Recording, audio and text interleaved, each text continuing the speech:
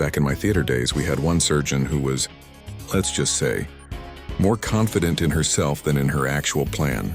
She always walked in with a kind of air, chin up, loud voice, and a habit of barking out instructions that changed every 5 minutes. None of us were ever entirely sure she knew what she actually wanted. One day she announced she'd be doing both a laparoscopy and a hysteroscopy on the same poor patient. Fair enough, not unheard of. The case began, and soon she was happily using irrigation fluid like it was free tea at a wedding. Bags after bags went in. But here's the thing, she wasn't suctioning anything out. Not one drop. We noticed the floor getting wetter and wetter. At first it was just a small patch under the table. Then it spread to the anesthetist's shoes.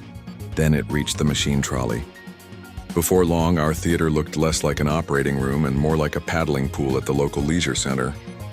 I was half expecting someone to bring out a rubber duck.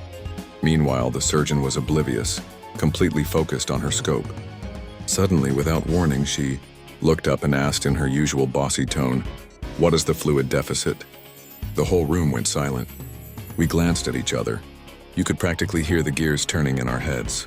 How do you even calculate a deficit when most of the irrigation fluid has bypassed the patient completely and is now happily swimming around our ankles? Then, in that glorious moment of theater comedy, one of our bravest ODPs broke the silence. He didn't even flinch, just pointed down at the river on the floor and said, "Dead serious.